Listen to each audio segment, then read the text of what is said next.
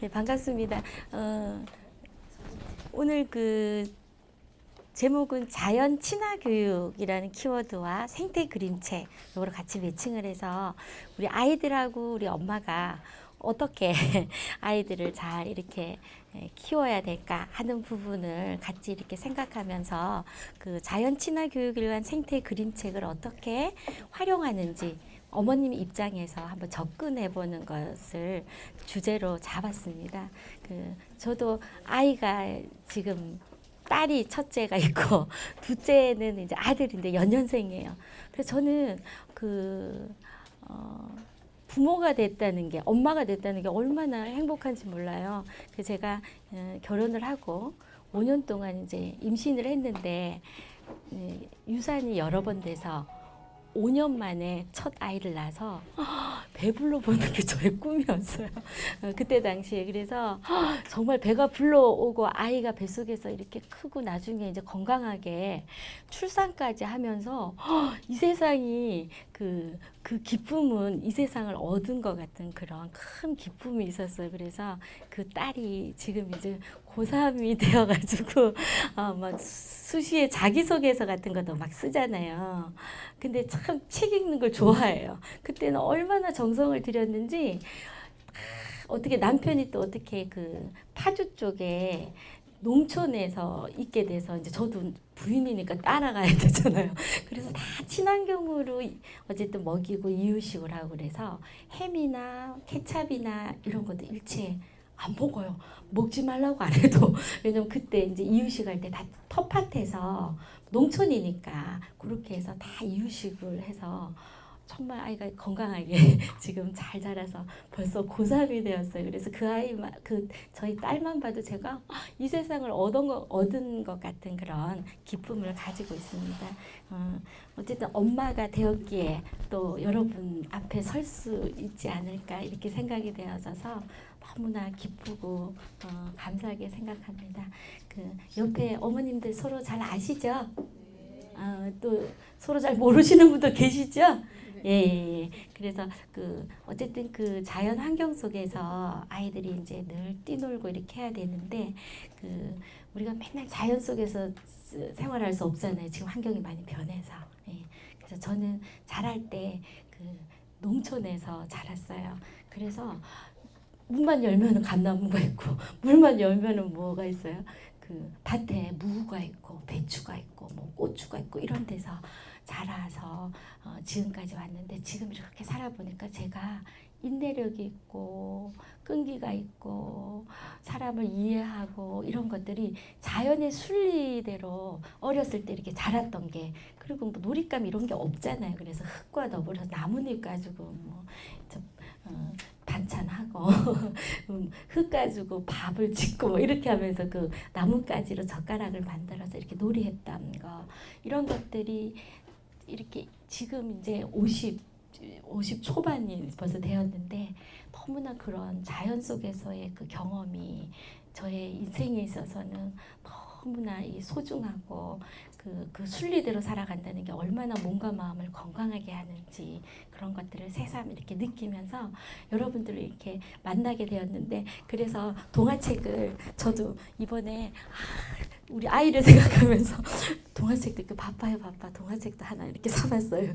친환경과 관련된 생태 그림책이라서 그리고 또 도서관에 가서 또 이렇게 황소 아저씨라는 것도 한번 책을 또 한번 빌려보고요.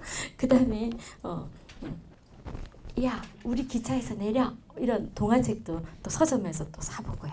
그다음에 또 서점에 가서 이걸 빌린 거예요. 6마리 까마귀.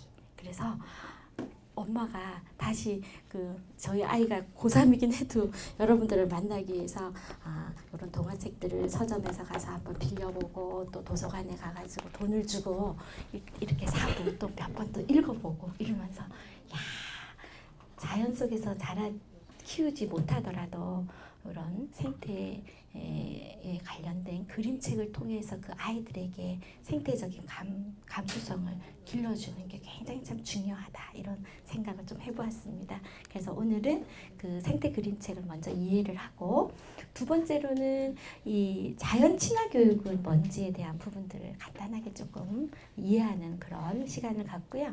세 번째는 자연 친화 교육을 위한 생태 그림책 활용 접근법, 그래서 어머니하고 아이에게 이렇게 그림책을 보여주고 나서 그 활동으로 어떻게 연결할 건가. 그래서 실제 뭐 자연 환경에 가서 이렇게 활동도 할 수도 있지만, 간단하게 아이하고 뭐 간단하게 만들어서도 할 수 있는 그런 활동들이 있어서 오늘 조금 가지고 이렇게 나왔습니다. 그 생태 그림책을 먼저 왜 그 생태 그림책을 활용해서 자연 친화 교육을 하는지에 대한 그런 목적들을 이렇게 보시면요, 아이들 보면은 굉장히 예민한 아이 있어요. 우리 딸은 얼마나 예민한지 우유를 먹이는데요.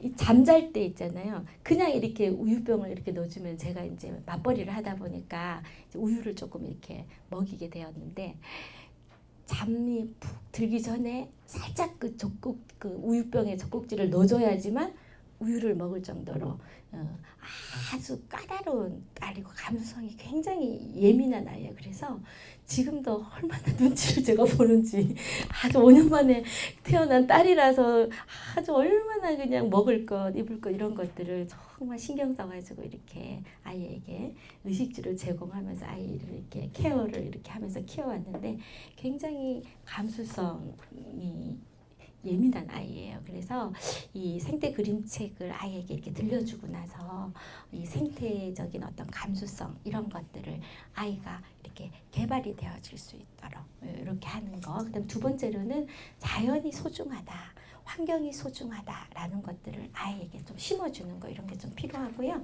그다음 세 번째로는 어쨌든 존중하는 게 굉장히 중요한 것 같아요. 그래서 우리 어머님들은 먼저 자기를 존중하는 게 되게 중요해요. 그래서 어머니 오늘 자기한테 자기 이름을 딱 부르면서 여기다 머리를 한번 쓰다듬으면서 자기 이름 한번 불러보세요. 누구누구 엄마 이렇게 해도 누구누구야 이래도 돼요. 오늘 너무 멋져요 해도 되고, 오늘 참 잘 왔어요. 그러면 뇌에서 기분이 좋아가지고 어떻게 돼? 진짜 내가 멋진 사람이구나 이러면서 어떻게 돼요? 뇌에서 이렇게 읽어나간다고 해요. 그래서 이 인간이 어쨌든 먼저 내가 나를 존중하게 되면 다른 사람들에게 존중하게 되잖아요. 그래서 우리가 환경 속에서 이렇게 자라기 때문에 자연을 존중하는 마음, 이것도 굉장히 중요하다는 거죠. 그래서 자연과 인간이 서로 존중하면서 더불어 살아가는 그런 관계를 인식하는 게 이 생태 그림책을 활용하는 그 자연 친화 교육의 어떤 목적이다라고 이렇게 말씀을 드릴 수가 있겠습니다. 저도 이번에 이렇게 막 일정이 굉장히 바빠 동화가 이렇게 나오는데요. 진짜 제가 너무너무 바빠서 저희 딸 그래요. 엄마 제 이야기 듣고 있어요. 응 그럼. 그런데 아이는 제가 온 마음과 정성을 다하고 목숨을 다하고 생명을 다해서 자기한테 경청을 해줘야 되는데 엄마가 안 그런 것 같거든요. 그러니까 엄마 지금 듣고 있어. 근데 저는 어떻게 돼요? 눈은 뜨고 응 이렇게 하는데 생각은 벌써 막 다른 걸 하고 있는지 아이가 벌써 감수성이 예민한 아이라 느끼니까 엄마 진짜 제 말 듣고 있어요 이렇게 질문을 하더라고요. 고3인 딸이. 오늘도 그런 적 혹시 있으세요? 있죠. 그래서 제가 어제도 이렇게 늦게 이제 학교에서 일을 하고 집에 가니까 한 밤 12시 정도 이렇게 됐더라고요. 그러니까 고3이니까 시험 기간 이렇게 공부를 열심히 하면서도 엄마 듣고 있어요 막 이러는 거예요. 그런데 제가 너무 막 마음도 바쁘고 일도 바쁘고 오늘 특강대도 이렇게 여러 가지 그런 일들이 있잖아요. 그래서 업무를 이렇게 하고 이렇게 하면서 딸과 밤 12시에 만나서 그 관계를 하면서 아이가 자기를 정말 엄마가 존중하면 경청해줘야 되는 거잖아요. 그렇죠? 그 엄마가 100% 경청을 안 하는 것 같은 그런 느낌을 받은 것 같아요.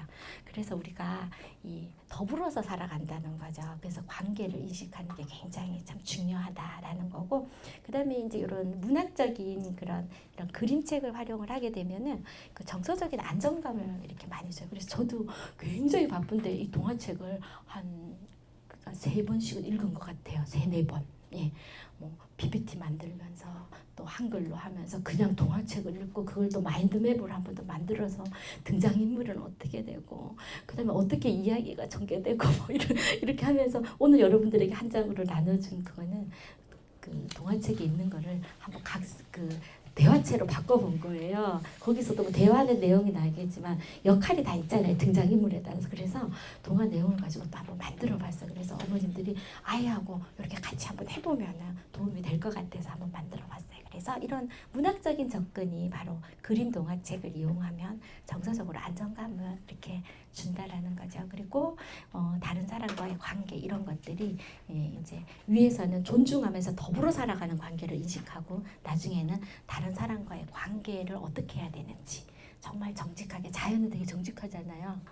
되게 막 접붙여가지고 막 뭐 다른 종이 나오기는 하지만 어쨌든 순리대로 어쨌든 관계를 형성을 잘 하게 되면은 우리가 어떻게 돼요? 행복하다라고 이렇게 이야기하죠. 선생님은 혹시 그 인생을 살아가면서 내가 엄마로 참 행복하다라고 혹시 느낀 적 있으세요? 네. 언제? 그 일상생활 하면서 예, 그런 거를 자주 느끼는 것 같아요. 예. 뭐 그 구체적으로 뭐 예를 들어서 제가 아들 하나에 딸 둘인데 딸들이 애교가 많으니까 예, 서로 이제 엄마랑 예. 같이 손잡고 가겠다고 막 서로 내 엄마야 내 엄마야 아, 이러면서 내 엄마야 내 엄마야 이래도 행복해. 그 저는요 이렇게 배가 불러가지고 애가 발차기를 안에서 하는 거예요. 배가 이렇게 그럼 여기 불러 올라오잖아요. 살아있구나. 이게 아이가 뱃속에서 이렇게 탁 차면서 어머 제가 살아있다. 내가 이제 드디어 이제 엄마가 되어가고 있구나. 이러면서 정말 그때 너무너무 행복했어요. 여기 꿈틀거리잖아요. 그러면서 발차기 한번 탁 하고 그래서 저희 딸 이름이 예찬이에요. 또 남자 이름 같잖아요. 그래서 우리 둘째 아들 이름은 외자로 신이에요. 이제 성은 이시고 그래서 병원에 가면 항상 바꿔치기 해가지고 신이 여자고 예찬이 남자인 줄 알고 뭐 이렇게 간호사들이 바꿔 이렇게 놓으시더 둘이 나란히 연년생이니까 데리고 가면 예. 그래서 이런 그 내가 행복하다. 그래서 내가 엄마가 행복하면 어떻게 돼요? 아이도 행복할 수 있죠. 그래서 우리 어머님들이 먼저 행복하셔야 되는데 어쨌든 그림책을 통해 가지고 아이하고 이렇게 서로 그림책을 가지고 이제 놀이를 하면서 행복해지는 방법 오늘 한번 만들어 갔으면 좋겠습니다. 예. 그래서 이런 생태 그림책을 우리가 먼저 이런 부분이 있구나 하고 목적을 하나 이해를 하고요.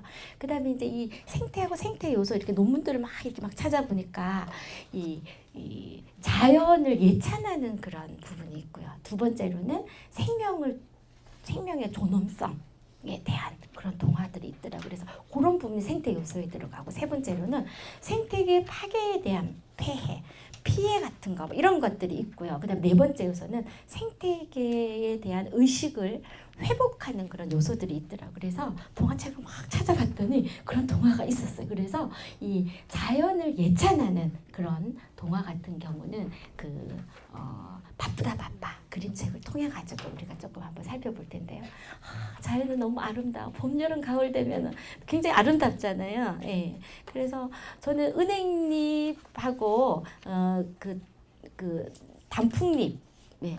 그 색깔이 싹 이렇게 노란색에서 더 진하게 노랗게 되고 또 빨간색이 점차적으로 막 진한 빨강이 되고 막 이러는 그 과정들을 보면서 자연이 참 아름답다 이런 생각을 좀 많이 했거든요. 그래서 자연을 예찬하는 거. 그다음에 자연에 내가 동화되고 싶다. 그래서 막 이렇게 은행잎이 막 떨어지면 거기서 막 낙엽을 밟으면서 막 이렇게 소리가 나네. 낙엽, 내가 왔어. 막 이러면서 어렸을 때 이렇게 놀았던 그런 추억들이 생각이 나요. 그래서 은행잎 거기에서 막 뒹굴기도 하고 막 이랬던 기억들이 있습니다. 그래서 이 생태 요소 속에는 이런 자연을 예찬하는 그런 동화가 있더라고요. 그게 바쁘다? 바빠.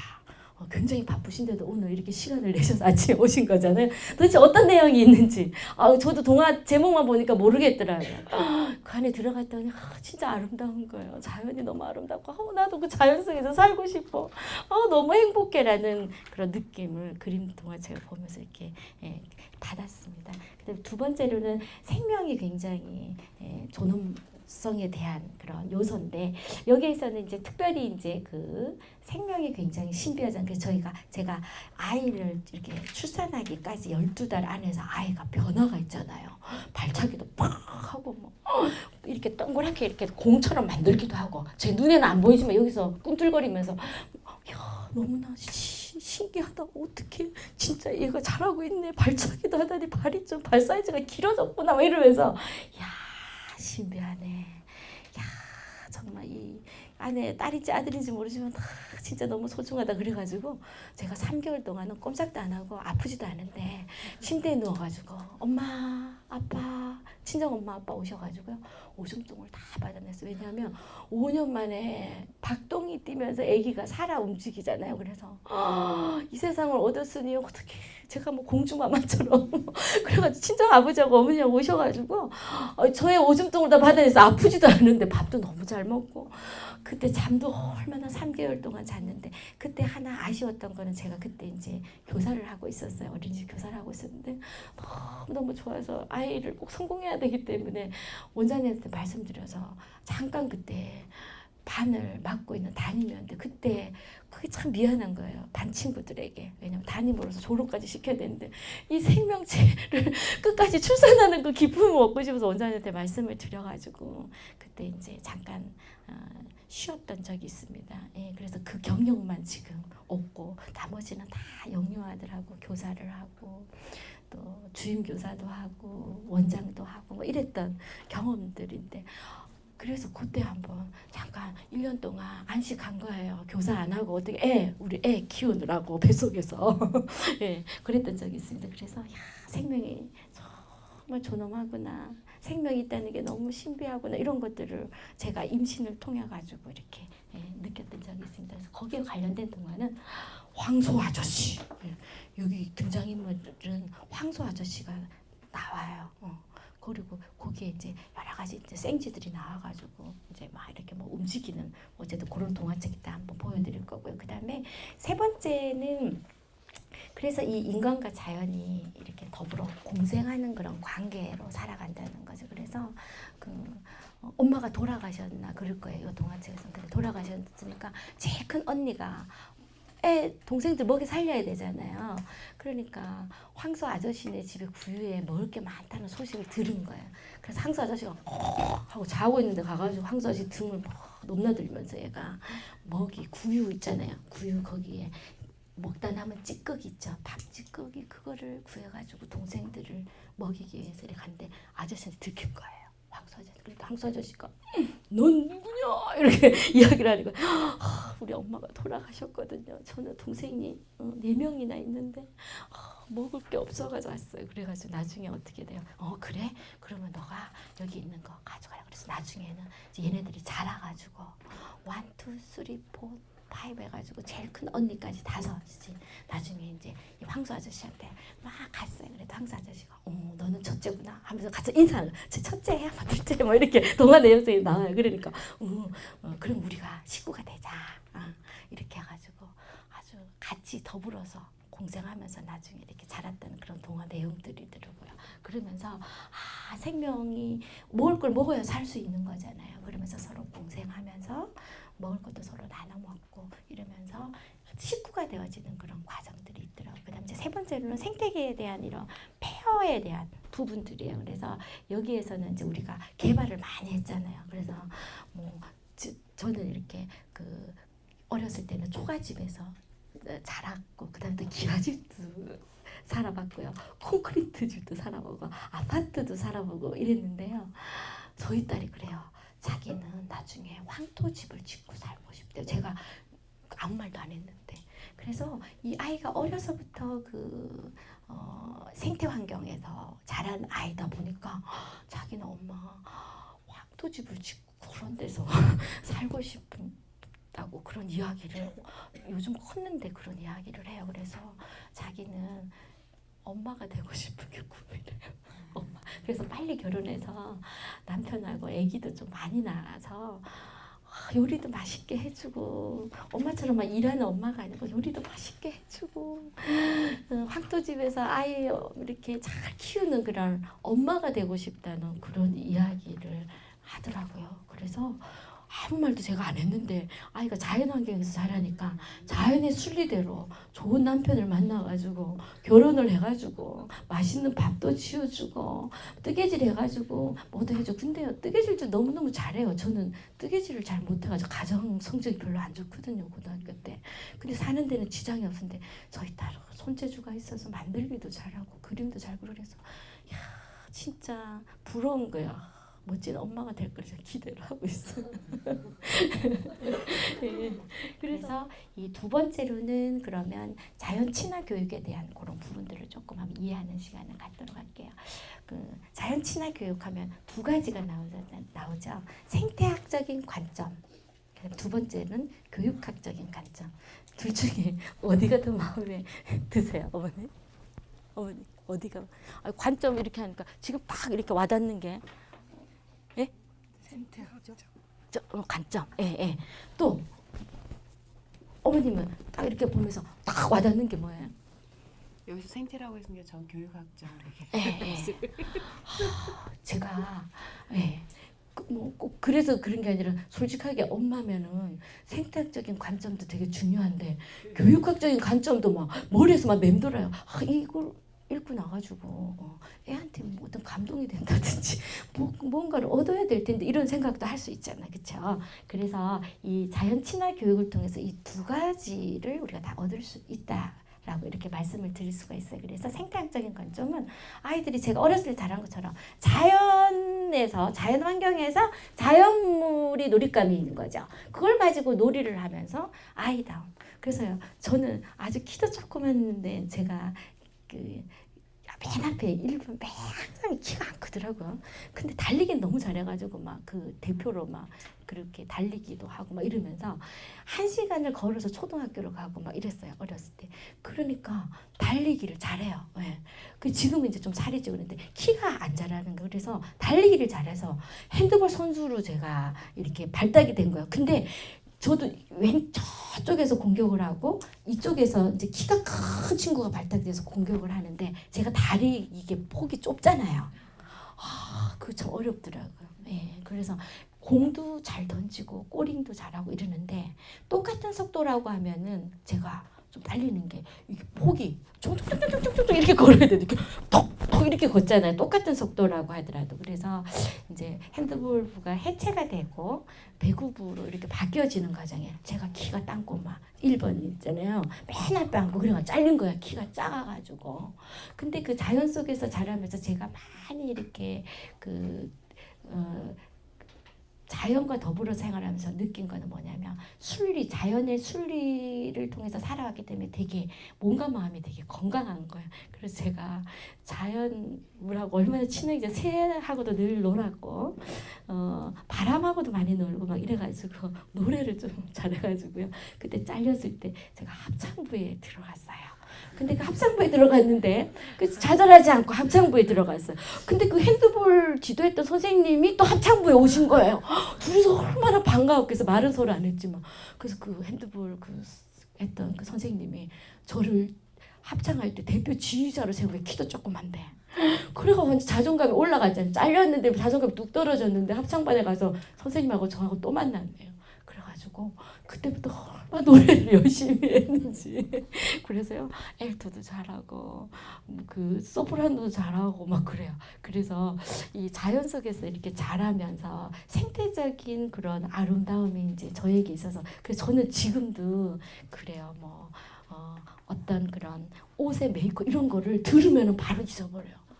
관심이 그 별로 없는 거예요. 늘 자연과 더불어서 자라서 그냥 보기 흉하지 않고 잘 빨아 입고 이러면 되는 거예요. 그러니까 누가 선물을 줘서 귀하다 이러는데 저는 그냥 있으면 있는 대로 쓰고 또 하면 또 이렇게 사고 뭐 이러니까 이 메이커에 대한 이름은 듣는 즉시 다 잊어버리는 거. 그러니까 이 자연 환경 속에서 자라서 그런 것 같아요. 그래서 너무 너무 감사해요. 그래서 우리 아이가 그런 이야기를 했어요. 엄마 왜 운동화가 나이키가 있고 뭐가 있는 걸 왜 나한테 소개를 안 해줬냐고.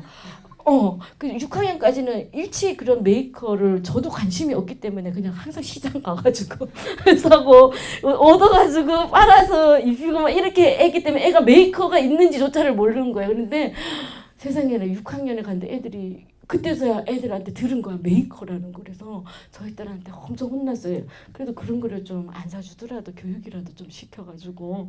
그래서 제가 하진 않았을 때도 그리고 저희 딸한테 막 혼난 적이 있어요. 그래서 그런 모든 것들도 제가 자란 환경, 그 생태계적인 환경, 자연 환경에서 자라다 보니까 이 사고나 이런 모든 것들이 좀 순수하고 자연의 금이, 아름다움 이런 것들이 인생을 살아가면서 저에게는 중요한 가치가 되었던 것 같습니다. 그래서 요 두 가지의 관점이 있죠. 그래서 교육학적인 관점은 뭐 특별히 우리가 설명을 드리지 않아도 어쨌든 이 그 자연 친화 교육을 통해서 교육적인 부분에 있어서 아이가 어떤 무엇인가를 얻어야 되겠다라는 그런 어떤 그런 부분들하고 같이 연결이 되죠. 그래서 여기서 말하는 전인적인 발달은 정서 발달도 잘 됐으면 좋겠고, 신체 발달도 잘 됐으면 좋겠고, 언어 발달도 잘 됐으면 좋겠고, 또 사회성 발달도 잘 됐으면 좋겠고, 이런 모든 인지 발달. 우리 어머님들이 또 내 아이가 좀 공부를 좀 잘했으면 이런 생각도 막 들잖아요. 그래서 저희 아들하고 딸하고 둘이 같이 있는데요. 너무나 달라요. 뱃속에서 똑같이 낳잖아요. 학원도 똑같이 보내고 학교도 똑같이 보내고 이러는데요. 공부하는 게 완전히 달라요. 저희 딸은 이 노트 정리한 거 보면 얘는 전교 1등. 전교 1등이에요. 그러니까 이 생활 자체가 굉장히 자기 스스로 이렇게 스스로 하는 그런 부분들이 있고요. 이런 게 잘 돼요. 근데 우리 아들 같은 경우, 그래서 우리 딸은요 동화책 참 많이 읽었습니다. 근데 저희 아들은요 동화책 읽는 거 즐거워하지 않아요. 운동하는 거 좋아해요. 그래서 아주 날씬해요.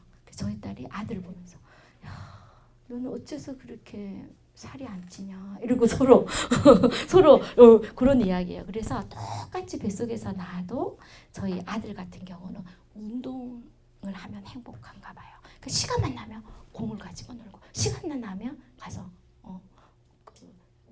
농구하러 가고 친구들이랑 만나서 그렇더라고요. 그래서 이 교육학적인 이런 관점은 다중지능에서 이야기하는 것처럼 아이들마다 다 교육되어지는 게 달라요. 저희 딸 같은 경우는 굉장히 언어 발달이나 인지 발달 이쪽으로 학습적인 교육적인 부분에서는 조금 더 접목이 되어 있다고 한다면, 그래서 언어 지능 이런 것들이 좀 더 발달되어 있죠. 그래서 학원을 안 보내고 이래도 아이가 자기 속에서도 책을 많이 읽어서 잘 쓰고 나름대로 시험을 봐도 국어 성적이 좀 괜찮게 나오고 이렇더라고요. 저희 아들은 체육은 다 성적이 좋아요. 왜냐면 시간 나고 생각 이렇게 여유 시간만 있으면 그냥 운동을 하는 거예요. 그러다 보니까 얘는 그런 운동과 관련된 그런 지능 이런 것들이 훨씬 높다 보니까 운동에 있어서는 이럴까 배드민턴 학교 대표 선수로 나가고 다 갔다 오면 너무 행복해하고 이래요. 그래서 달라요. 그래서 이런 교육학적인 관점에서 전인적인 발달이라는 것은 우리가 다중지능적인 그런 관점에서 이렇게 보면은 아이들마다 잘하는 부분들이 있는데, 이런 그 자연 친화 교육을 통해 가지고 그런 교육적인 부분들을 더 이렇게 높여줄 수 있는 부분들이 있다는 부분으로 좀 연결될 수도 있겠습니다. 그래서 자연 친화 교육이 왜 필요하냐면 자연 그 자체가 인간에게 굉장히 중요하다. 그래서 그 아토피 때문에 굉장히 힘들어하는 그런 우리 아들 친구가 있어요. 근데 그 진흙 있잖아요. 그래서 외국에 가서 완전 자연 환경에 자랐더니 세상에 아토피가 다 없어졌다는 거예요. 근데 한국에 와서 또 아파트에 가서 이렇게 사니까 그게 또 다시 심해지더라는 거죠. 그래서 이 자연 그 자체가 인간에게는 굉장히 중요하다. 환경이 바로 그냥 건강하고도 직결되는 부분이죠. 두 번째로는 인간은 자연을 떠나서는 살 수 없는 그런 존재이기 때문에 우리가 그 생태에 관련된 자연 친화 교육에 관련된 부분들을 우리가 꼭 가슴에 담고 생태적인 감수성을 아이들에게 길러주는 거 이런 게 굉장히 필요하다라는 거고요. 그다음 이제 세 번째로는 영유아기 아이들은 인격이나 인간 형성이 되어지는 그런 그 기초적인 시기란 말이에요. 그걸 우리가 다른 말로는 결정적인 시기다라고 말하죠. 그래서 우리가 말하면 인성 이런 이야기 많이 하잖아요. 그래서 인성의 요소 속에는 자연을 이렇게 보면요, 더불어서 이렇게 공생하는 그런 생물들을 보잖아요. 관계에서 서로 나누고 배려하고 협력하고, 이게 자연의 순리 속에서 이렇게 보면은 이런 것들이 하나의 그 인간을 형성하는 기본적인 어떤 인성이나 인격의 어떤 기초가 되는 그 부분들이 있습니다. 그래서 영유아기 아이 때 이런 생태에 관련된 놀이나 자연 환경 속에서 아이가 놀아보고 그런 그림책도 그런 것들을 통해 가지고 생태적인 감수성을 아이들에게 길러주게 되면은 아이가 몸과 마음이 건강한 아이로 자랄 수 있다라고 말씀을 드릴 수가 있겠습니다. 그래서 자연 친화 교육은 필요하다라고 학자들은 이야기를 하고 있습니다. 그래서 이런 생태 그림책을 통해서 이런 생태적인 감수성을 아이들에게 좀 길러주고, 생태 그림책이 저도요, 바빠 무슨 내용일까 뭐 이런 생각을 해봤어요. 예. 어머니 바쁘다 하면은 무슨 내용이 꼭 나올 것 같아요? 동화책. 아니 그냥 우리는 아직 안 봤잖아요. 그냥 일상생활이. 그냥 일상생활에서 관련된 내용이 나올 것 같다. 그래서 그 동화책을 가지고 새로운 경험을 하게 되는 거죠. 일상생활에 관련된 거, 예, 그럴 수 있잖아요. 그래서 이제 그때 보면 이제 알겠죠. 그러면서 아이들이 이 생태 그림책을 통해 가지고 생태적인 그런 감수성도 길러지게 되고, 참 생명이 소중하구나라는 것들을 아이가 어떻게 돼요? 이런 생태 그림책을 통해서 인식을 하게 되고, 그 다음에 이 더불어서 관계를 형성하면서 생활하는 그런 상생의 가치를 아이가 인식을 하면서 그게 어떻게 돼요?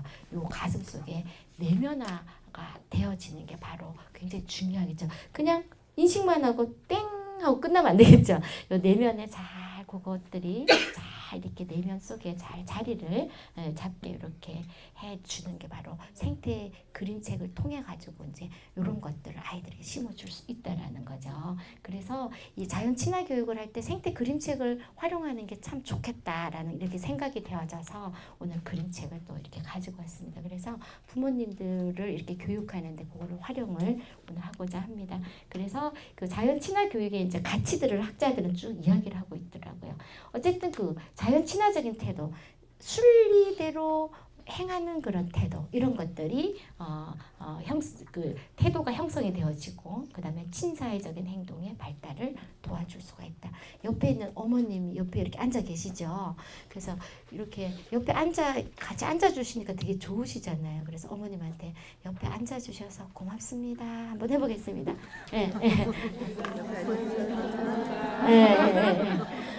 또 뒤에 또 앉아주셔서 감사하죠.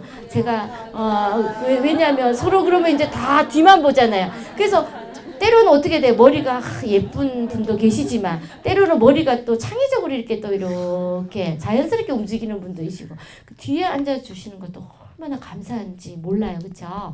그래서 이런 것들이 친사적인 행동인 거죠. 그래서 아이한테도 아이가 엄마한테 뭔가를 고마운 행동을 하고 하면 엄마가 어떻게 돼요? 딸 이름을 부르면서, 저희 딸은 예찬이거든요. 예찬아 고마워. 이렇게 하면 예찬이가 어떻게 돼요? 별것도 아니었는데 엄마가 되게 고맙게 생각하시네. 다음번에 또 해야지. 이런 생각을 하게 되잖아요. 그렇죠? 그래서 아이 이름을 꼭 불러주시고 고마워. 그리고 아이한테 또 미안할 때 있잖아요. 그래서 저희 딸은 하도 감수성이 예민해가지고 항상 제가 물어보고 뭔가를 사줬어요. 그랬더니 어느 날은 저한테 어떤 요청을 했냐면, 엄마, 다른 엄마들처럼 물어보지 말고 그냥 생각나는데 사가지고 와가지고 예찬아 이거 한번 먹어봐 이렇게 해달래요.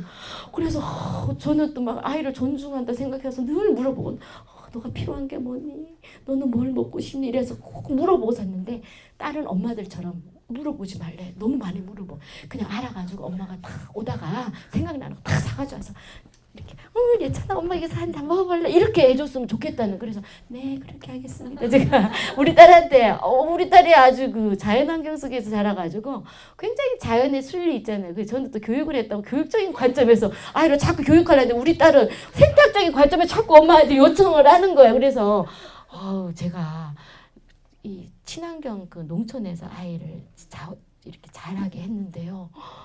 완전히 엄마는 교육적인 관점에서 계속 애를 막 뭔가를 교육을 시키려고 이렇게 막 배운 걸 써먹으려고 이러는데 애는 어떻게 돼요? 그 생태적인 관점에서 자꾸 저한테 요청을 하고 있습니다. 저희 딸은. 예.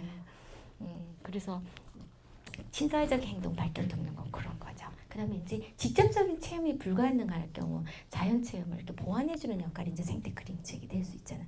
어머니 맨날 어떻게 체험 활동 못 가잖아요. 그러면 동화책을 이렇게 하나 사서 아이들에게 어떻게 돼요? 이렇게 들려주고 나서 시간 날 때 어떻게 돼요? 거기 동화책과 관련된 그런 환경을 찾아가지고 잠깐 여행을 가든지 뭐 산책을 가든지 이렇게 하면 되잖아요. 예, 그렇게 보완해주는 역할을 하고 아까 말씀드린 거는 생체적인 감수성도 길러주고 정서적으로 안정감과 신미감 주고 예, 저희 딸 같은 게 참 그림을 잘 그려. 그래 공부하다가 엄마 생각에는 그냥 공부만 열심히 했으면 좋겠는데 꼭 공부하면 그 옆에 종이에다가 그림을 꼭 그려놔. 그러면 이제 공부 끝났고 그 다음에 또 그 다음 장에도 그림을 또 그려놓고 어려서부터 그러더라고요. 그래서 공부하면서 늘 그림 그려요. 공부하고도 옆에 뭔가 그림 그려놓고 뭐 이렇게 또 해놓고 표시도 해놓고 이러더라고요. 그게 바로 그 생태적인 그런 환경, 자연 환경에서 자라다 보니까 그 글을 읽고 나서 그거를 그림으로 표현하는 거예요. 얘는. 그래서 고등학생임에도 불구하고 고3임에도 불구하고 요약 정리를 하고 그 옆에 꼭 그림을 따라다녀요. 그래서 저는 속으로 그래서 얘가 만화가도 돼도 참 좋겠는데 자기는 만화가가 되고 싶다고 안 하는데 강제로 막 원서를 쓰라 할 수 없잖아요. 속으로는 참 그러고 싶은데 그 말을 못했었어요. 예, 그래서 굉장히 이렇게 아름다움 이런 것들. 그래서 선물 같은 거 생일이고 이럴 때요. 엄마가 외식하고 뭐 선물 사줘 이거 되게 기분 나빠요. 엄마가 밥을 실제 지어가지고 이렇게 해주고 카드에다가 내용을 쓰고 이렇게 뭐 선물이 중요한 것보다 거기 가슴에 그거를 표현을 해서 글씨를 쓰고 이렇게 하는 게 생일 축하지. 케이크 하나 하고 바쁘니까 생일 케이크 하나 하자. 그리고 영화 한 편 보고 외식 한 번 하자. 굉장히 불가하게 생각해요. 그 바쁘니까 우리 아들은 절패요 영화 한 편 보고 막 이런데 우리 딸은 생일 되면은 제가 생태학적인 관점에서 해야 되는 거예요. 그래서 한 번은 그런 이야기 하더라고요. 엄마 아무리 바빠도 엄마가 김치를 담을 줄 알아야지 내가 남자친구 생겨서 결혼할 때 엄마한테 데리고 오면 엄마가 요리를 해가지고 대접을 이렇게 예비 사위인데 그렇게 해야 될 것 같은데 엄마가 김치를 잘 못 담아서 걱정이래요 우리 딸이. 그래서 벌써부터 막 그런 이야기를 해요. 제가 바쁘다 보니까 김치 담는 게 담았는데 맛이 잘 안 나요. 할머니처럼 맛있게. 그래서 할머니만 오시면 너무 행복해요 우리 딸.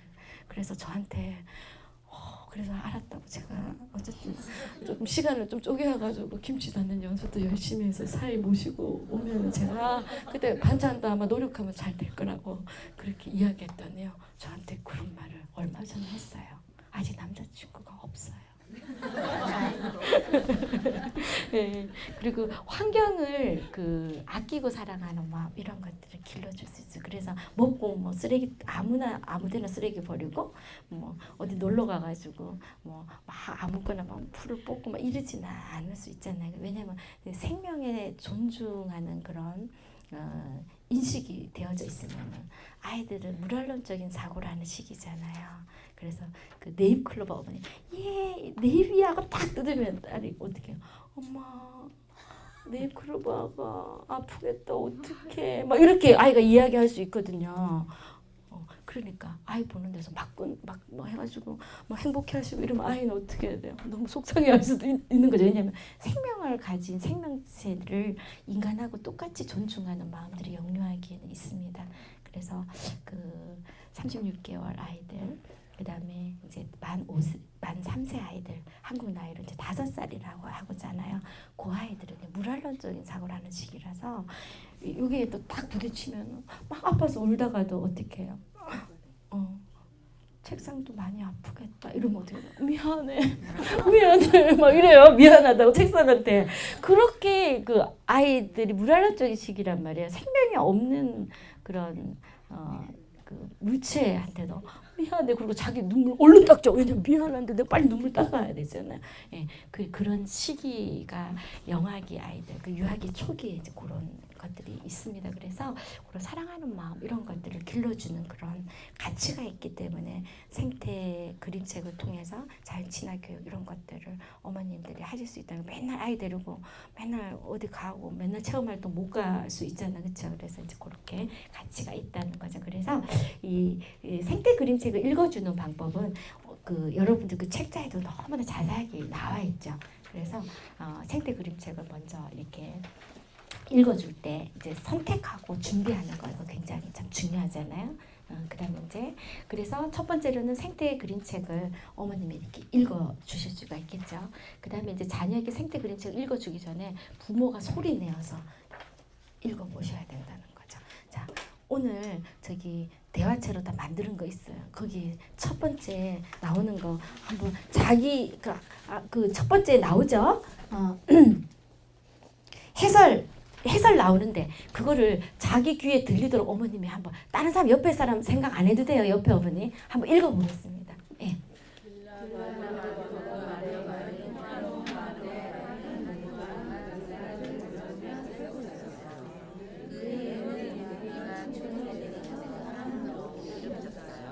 네네 이렇게 하면서 자기 귀에 들려야지 뇌에서 어떻게 돼?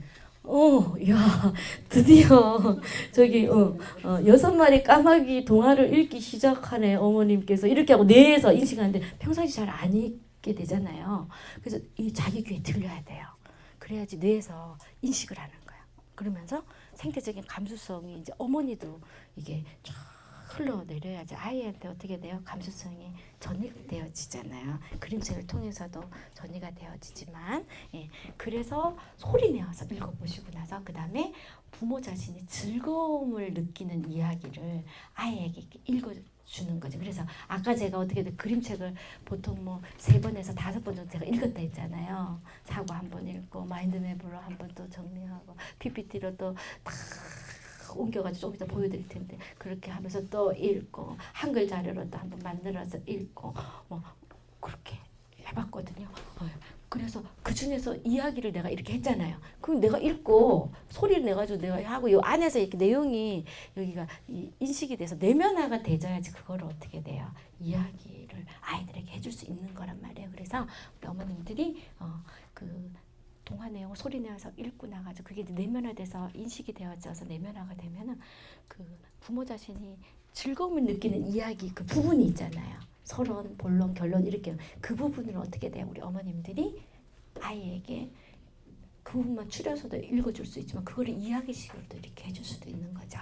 그렇게 하시고 그 다음에 부모는 생태 그림책 있는 모범을 보이셔야 된다는 거죠. 그래서 제가 이 강의를 준비하면서 저도 엄마잖아요.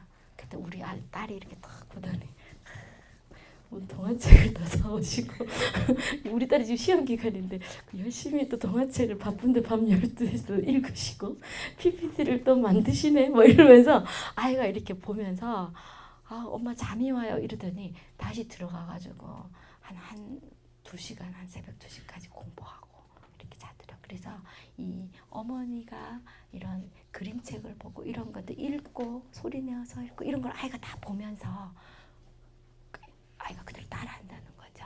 예. 그래서 그 어머님들이 이런 모범 보이는 거 이런 것들도 중요하다. 근데 시간이 많이 안 걸려요.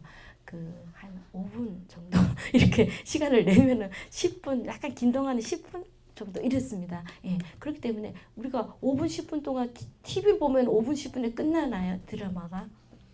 안 끝나죠. 근데 이 동화책은 짧은 거는 한 장이면은 뭐 5분 뭐 조금 2장 좀 넘어간다면 내가 감정을 푹박아 넣어 천천히 읽으면은 10분 이렇게 시간을 낼 수 있단 말이에요. 그래서 우리 어머님들이 그렇게 준비를 이렇게 잘 하셔가지고 먼저 어머님들이 이런 준비 단계가 엄마가 먼저 되져야 되죠. 그렇게 하고 나서 이제 실제 아이들에게 이 그림책을 읽어주는 거죠. 그래서 읽어주는 것보다 자녀의 반응을 감지하면서 읽어줘야 돼. 근데 엄마가 생전 처음 보면은 애 반응을 어떻게 보게 글씨 읽기 바쁘죠.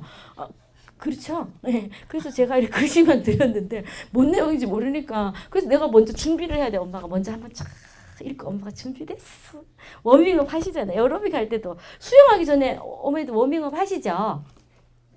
바로 들어가면은 힘들잖아요. 다리 쥐도 나고 막 그런 것처럼. 그림 동화책 읽기 전에 어머님이 소리내 쫙 읽고 즐겁게 막 이게 재밌구나 막 이렇게 하면서 먼저 어머니가 먼저 준비 단계를 하고 나서 그 다음에 아이에게 읽어줄 때 반응을 이렇게 보면서 이렇게 아이에게 읽어줄 수가 있어요.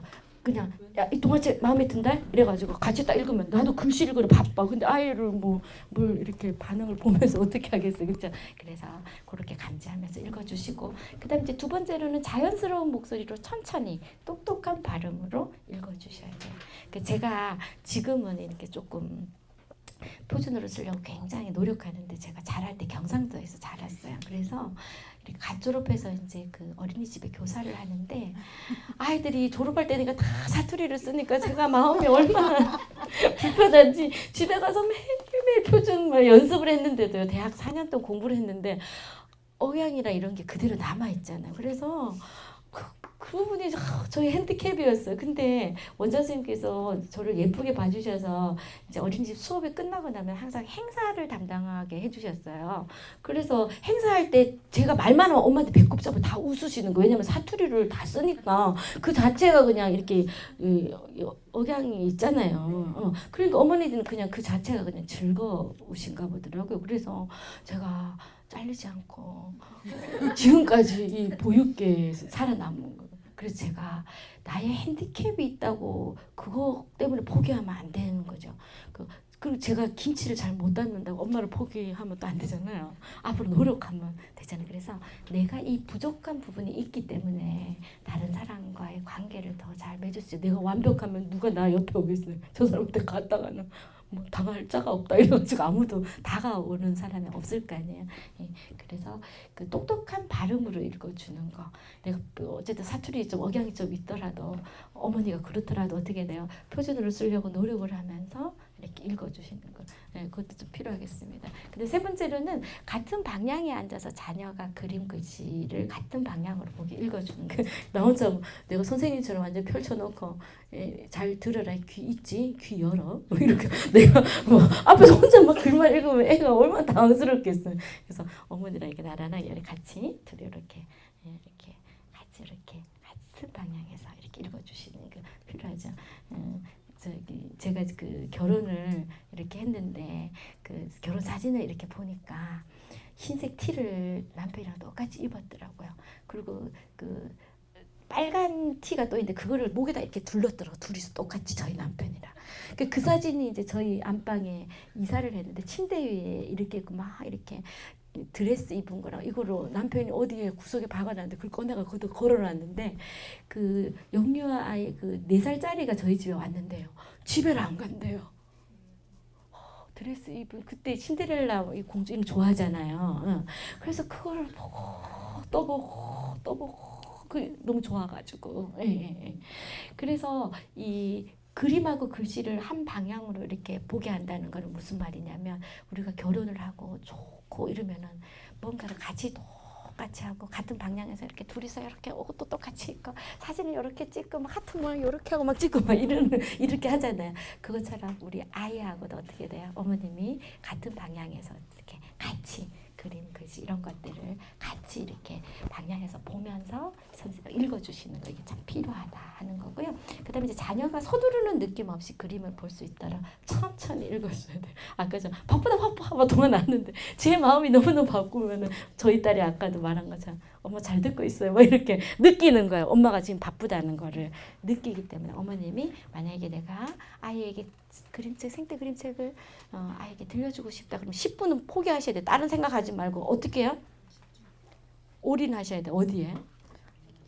딸하고 같이 생태 그림책을 같이 이렇게 보면서 읽는데 올인해 주셔야지 아이가 어떻게 돼요? 서두르지 않겠죠. 어머니 그런 거 다 느낍니다. 그렇죠?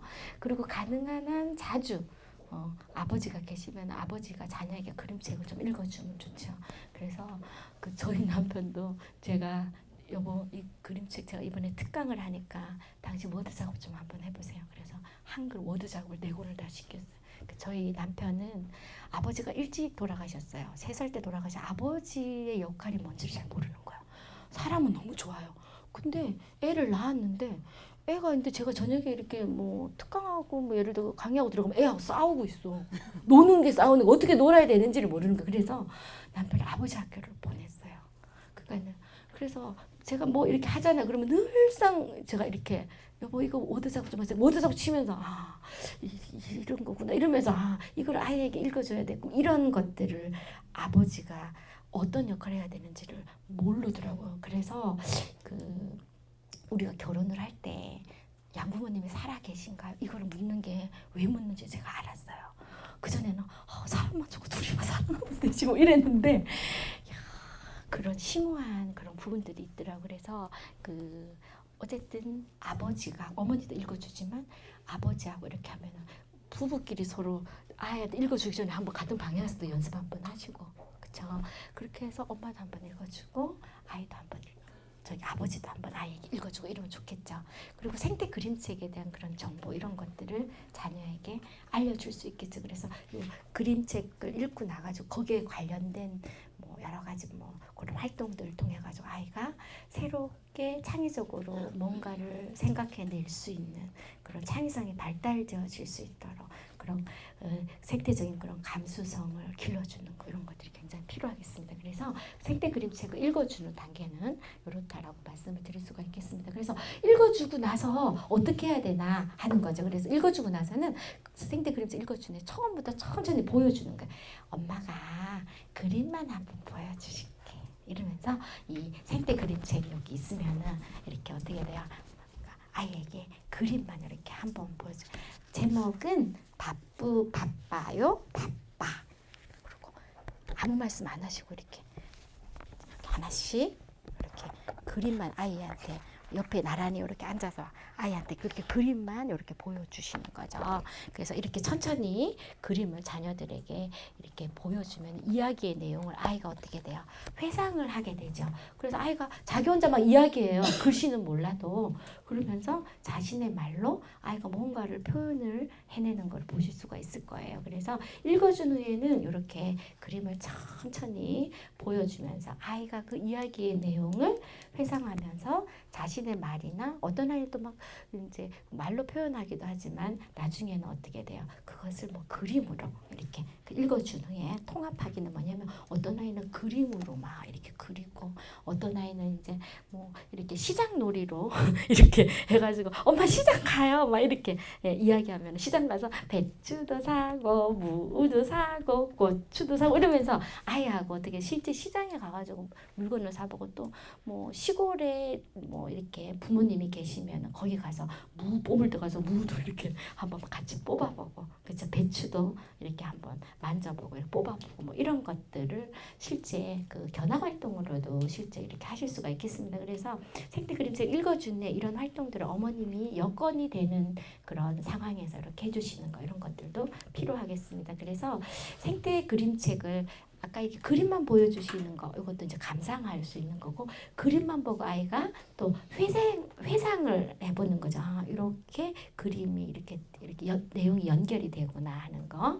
그다음 이제 세 번째로는 생태 그림책 내용에 대해서 엄마랑 서로 이야기하는 거죠. 그래서 그렇게 또 이야기도 하고 생태 그림책 관련해 가지고 그런 활동들을 다양하게 어머님이 실제 그 생태적인 그런 자연물을 가지고 실제 할 수도 있고 자연 환경으로 가서 하실 수도 있고 그거를 어떻게 돼요?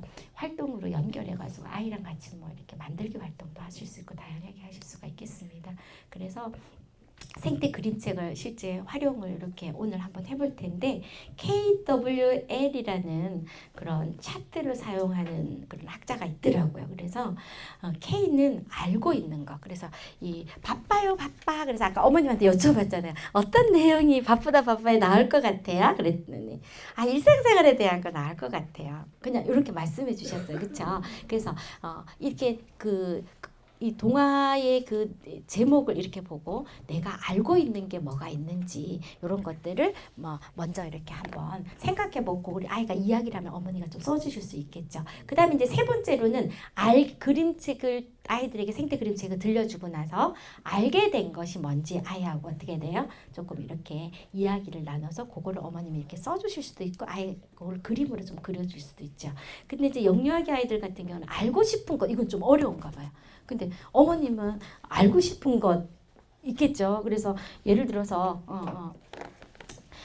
황소 아저씨, 황소 아저씨 하면은 황소 그러면은 알고 있는 게 뭐가 있어요, 어머니? 뿔. 뿔. 어머니는요, 뭐가 있어요? 글쎄요. 농기구가 아니군요. 어머님 또 뭐가 있을까요? 황소 아저씨는 뿔 알고 있는 거, 뿔. 황소. 성격을 좀 성격을 또 알 수 있을 것도 같다. 네, 어머님은요? 열심히 일하는 열심히 일할 것 같다. 그래서 내가 알고 있는 것을 아이가 이야기하게끔 어머님이 이렇게 한번 아이하고 같이 그렇게 물어보면 되겠죠. 예, 그렇게 하고 동화책을 다 들려주고 나서 그 다음에 어떻게 돼? 알게 된 거. 그래서 우리가 실험을 할 때 보면은 노랑하고 빨강을 섞으면 무슨 색이 될까요? 그러면 아이들이 주황색요. 어떤 아이는 초록색요. 막 이러잖아요. 그러면 진짜 그럴까? 하고 이제 실제 노란색 물감하고 다른 색 물감 두 가지를 섞죠. 예. 그런 것처럼 동화책을 이제 먼저 또 읽어주는 거예요. 읽어주고 나서 나중에 알게 된 것은 무엇인지. 예. 그래서 진짜 섞었더니 진짜 주황색이 나왔으면 띵동댕 이렇게 하면서 아이들하고 이제 과학 활동을 할 때 그렇게 하는데 아이들에게 이런 생태 그림책을 이렇게 활용할 때 어머님이 그냥 특별히 뭐가 없어도 되잖아요. 예. 그래서 오늘 어머님들이 포스트잇을 5장을 나눠드렸어요. 그 5장을 나눠줬는데 오늘 동화를 제가 오늘 4편을 이렇게 들려드릴 텐데 이 동화책을 다 읽어드릴 수는 없고 그래서 보면 여러 가지 방법이 있습니다. 동화책은 그냥 다 읽지 않고 어떻게 돼 감상만 하게 그냥 이렇게 안 읽고 그냥 그림 자료만 보여주는 경우도 있죠. 그런 식으로도 하고 그 다음에 이제 회상하는 것도 할 수도 있죠. 그리고 실제 또 읽어주는 것도 할 수도 있고 그래서 그런 내용들을 어머님하고 같이 한번 해보겠습니다. 그래서 우선 이제 포스트잇이 5장이 있으니까 제목을 딱 보고 알고 있는 것, 이제 첫 번째 동화에는 첫 번째 포스트잇을 쓰시는 거예요. 그 다음에 두 번째 동화, 두 번째 포스트잇을 쓰시고, 그 다음에 세 번째, 네 번째 동화, 이렇게 해서 내가 알고 있는 것을 먼저 쓰시는 거죠. 거기다가 뭐 한 단어도 괜찮고요. 아까 말씀하신 것처럼 그런 내용을 쓰셔도 되고요. 그 다음에 또 알고 싶은 것은 아이들은 좀 어려워요. 그래서 엄마가 생각할 때 교육적인 관점에서 생각하면 아니면 생태적인 관점에서 생각하면 이게 아이가 아마 알고 싶을 것이야 라고 생각하고 어머님이 알고 싶은 것 이렇게 두 번째 한번 써주시고 그 다음에 이제 세 번째로는 동화 내용을 다 이렇게 뭐 감상만 하고 때로는 또 읽는 그 소리까지 들어간 거를 또 보시고 그 다음에 맨 마지막에는 알게 된 것 이렇게 해가지고 어머님이 첫 번째 동화, 두 번째 동화, 세 번째 동화, 네 번째 동화 해가지고 4장에다가 1, 2, 3. 첫 번째로는 뭐예요? 알고 있는 거. 두 번째로는요? 알고 싶은 거. 이거는 엄마 생각이야. 이 동화책 생태 그림책을 통해 가지고 아이가 아마 이런 거는 알고 싶을 것이야. 내 생각에 엄마가 생각할 때는 이걸 거기다 적어보는 거고요. 세 번째로는 알게 된 거. 동화책을 생태 그림책을 일단 보여드리면 그걸 다 듣고 나서 아니면 눈으로 보고 나서 알게 된 것을 적어보는 거죠. 그래서 간단하게 특별히 뭘 준비를 안 해도 아이하고 그런 활동을 좀 하실 수 있을 것 같아서 준비를 해왔습니다. 네, 그러면 이제 바빠요 바빠 동화 요거는요 제가 그냥 안 읽을 거예요. 어머님이 화면을 보시고 감상을 하시는데 첫 번째 동화는 자, 바빠요 바빠 제목을 써주세요.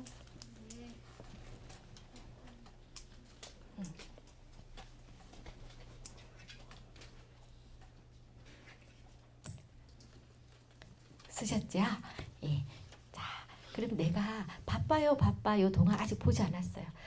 바빠요 바빠요 제목만 딱 봐도 내가 알고 있는 게 뭐가 있는지 간단하게 뭐 단어나 문장이나 그 많이 안 쓰시고 자 1번 자 1번은 내가 알고 있는 거. 바빠요 바빠요 단어 제목만 그림 생태 그림책 동화 제목만 봐도 예, 알고 있는 거. 예, 어머니 그냥 생각하고 쓰시면 돼요. 예. 뭐 단어 하나도 괜찮습니다. 문장 한 문장도 괜찮습니다. 형용사도 괜찮습니다. 예. 다 쓰셨나요?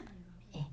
그 다음에 두 번째로는 이 바빠요 바빠 요거 그림 생태 그림책 보고 내가 알고 싶은 거 한번 엄마가 생각할 때 우리 애가 아마 이런 거 알고 싶어 할 거야. 내 생각에 이게 정답이 다 있는 거야. 그 어머니 쓰신 게 다 정답인 거죠. 예. 알고 싶은 것 써보세요. 예. 자, 어머니는 바빠요 바빠 동화에서 알고 있는 거는 뭐라고 쓰셨어요? 아직 안 썼는데. 아직 안 쓰셨어요. 예. 자, 어머니 혹시 쓰셨어요? 예. 예. 1번이요? 예, 1번. 시간에 쫓기는 모습. 시간에 쫓기는 모습 알고 있는 거. 그다음 두 번째, 우리 아이가 좀 이런 걸 좀 알고 싶었으면 좋겠어. 엄마가 생각하는. 그러니까 무엇 때문에 바쁜지 그 내용에 대해서 알고. 예. 그다음에 이제 그러면 제가 지금부터 이 동화 내용을 읽지는 않고 그림만 이렇게 보여주신 것도 그 내용도 다 글씨가 써져 있거든요. 그걸 보시면서 어머님이 알게 된 것을 세 번째는 쓰시는 거예요. 자, 바쁘다 바빠. 비탈밭에 메밀꽃이 하얗게 피어나면 할머니는 고추를 말리느라고 마루는 닭을 쫓느라고 바빠요 바빠. 들판에 벼가 누렇게 익어가면 참새들은 나다를 쪼아 먹느라고 허수아비는 참새를 쫓느라고 바빠요 바빠. 뒷뜰에 알밤이 툭툭 떨어지면 마루는 아침 일찍 밤을 줍느라고 다람쥐는 청설모는 밤을 나르느라고 바빠요 바빠. 길가에 미루나무 잎이 노랗게 물들면 식구들은 콩을 터느라고 생쥐는 콩알을 훔쳐가느라고 바빠요 바빠. 온 들판에 벼이삭이 출렁이면 마을 사람들은 별을 되느라고 마루는 별을 나르느라고 바빠요 바빠. 감나무에 감이 빨갛게 익으면 아빠는 감을 따고 할아버지는 주워 담고 엄마랑 할머니는 곶감을 만드느라고 바빠요 바빠.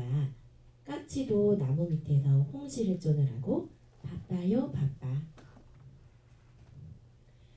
서리가 하얗게 내렸어요. 마루네는 무와 배추를 뽑느라고 들쥐랑 두더지는 달아나느라고 바빠요 바빠. 오동나무 잎이 훌렁훌렁 떨어졌어요. 우물가에서는 아줌마들이 김장을 하느라고 아빠는 김치독을 묻느라고 마루는 동네방네 김치를 나르느라고 바빠요 바빠. 가랑잎이 바람에 이리저리 굴러다니면 아빠는 무 구덩이를 파느라고 하늘에는 기러기들이 날아가느라고 바빠요 바빠. 부엉 부엉 감나무에 부엉이가 내려왔나 봐요. 할머니는 또르르 또르르 콩을 고르느라고 마루는 새근새근 자느라고 바빠요 바빠. 이제 알게 된 것 아이하고 이제 아이라고 생각하고 어머님이 이렇게 쓰셨어요. 예. 예. 그래서 첫 번째 이런 동화는 그냥 이렇게 그림만 보고 내용을 쭉 이렇게 보니까 그냥 그림이 이렇게 지나가는 풍경으로 다 이렇게 머릿속에 인식이 되어지고 이렇게 내면화되어지면서 진짜 자연은 아름답구나 하는 걸 느낄 수 있죠. 그래서 요 동화책 읽고 나서 아이가 엄마 우리도 할머니 집 좀 가봤으면 좋겠어요. 그러면 할머니 집에 가서 막 무가 있으면 무도 한번 뽑아보고 엄마 우리 시장놀이 해요. 그러면 시장에 가서 어떻게 돼요? 배추도 하나 사고 아이하고 같이 그 다음에 어떻게 돼요? 무도 사고 고추도 사고 밤도 이렇게 사서 이 동화에 있는 내용들을 가지고 어떻게 돼요?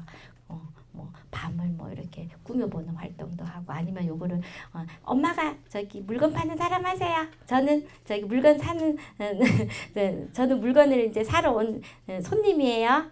이거 얼마예요? 그러면 배추는 2,000원이에요. 뭐 이러면서 아이하고 이렇게 시장놀이로 연결해서 이렇게 하실 수도 있고 실제 환경에 가서 이렇게 하실 수 있는 부분들도 있습니다. 그 다음에 이제 두 번째 동화는 황소 아저씨라는 동화입니다. 그래서 이 황소 아저씨에 대한 동화 한번 보도록 할게요. 이제 두 번째 포스트잇이시죠. 그래서 거기에는 황소 아저씨라고 이렇게 써주시면 좋겠습니다. 네. 자, 황소 아저씨 이렇게 제목을 보니까 자, 1번은 뭐 해야 되죠? 알고 있는 거. 어머님이 아이라고 생각하고 알고 있는 거 하나 기록해 주시고요. 그 다음에 이제 두 번째로는 알고 싶은 것.